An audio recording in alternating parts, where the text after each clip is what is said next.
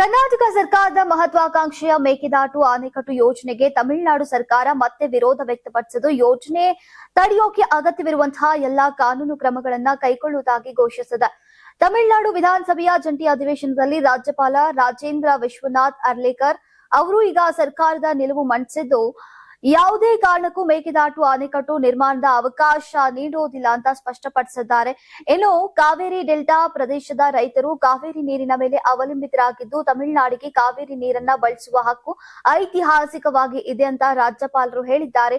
Supreme court ತೀರ್ಪು ತಮಿಳುನಾಡಿನ ಪರವಾಗಿದ್ರೂ ಕೂಡ ಪ್ರತಿ ವರ್ಷ ತನ್ನ ಪಾಲಿನ ನೀರಿಗಾಗಿ ಈಗ ಹೋರಾಟ ನಡೆಸಬೇಕಾದಂತಹ ಪರಿಸ್ಥಿತಿ ಎದುರಾಗಿದೆ ಅಂತ ಅವರು ಅಭಿಪ್ರಾಯವನ್ನ ಪಟ್ಟಿದ್ದಾರೆ. ಇದಕ್ಕೆ ಪ್ರತಿಕ್ರಿಯೆ ನೀಡಿರುವಂತಹ ಕರ್ನಾಟಕ ಸಿಎಂ ಡಿಕೆ ಶಿವಕುಮಾರ್ ಅವರು ತಮಿಳುನಾಡಿನ ವಿರೋಧಕ್ಕೆ ತೀವ್ರ ಆಕ್ಷೇಪವನ್ನ ವ್ಯಕ್ತಪಡಿಸಿದ್ದಾರೆ.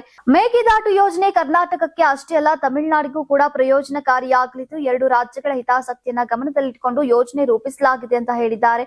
ಇನ್ನು ಸುಪ್ರೀಂ ಕೋರ್ಟ್ ಆದೇಶದಂತೆ ತಮಿಳುನಾಡಿಗೆ 177 ಟಿಎಂಸಿ ಕಾವೇರಿ ನೀರನ್ನ ಬಿಡುಗಡೆ ಮಾಡೋಕೆ ಕರ್ನಾಟಕ ಬದ್ಧವಾಗಿದೆ ಅಂತ ಸ್ಪಷ್ಟಪಡಿಸಿದ ಸಿಎಂ, ಮೇಕೆದಾಟು ಯೋಜನೆಯ ನೀರನ್ನ ನೀರಾವರಿಗೆ ಬಳಸೋದಿಲ್ಲ, ಬೆಂಗಳೂರು ಮಹಾನಗರ ಪಾಲಿಕೆಯ ಬೆಂಗಳೂರು ಮಹಾನಗರದ ಕುಡಿಯುವ ನೀರಿನ ಅಗತ್ಯ ಪೂರೈಸೋಕೆ ಮಾತ್ರ ಯೋಜನೆಯನ್ನ ಜಾರಿಗೊಳಿಸಲಾಗ್ತಾ ಇದೆ ಅಂತ ತಿಳಿಸಿದ್ದಾರೆ.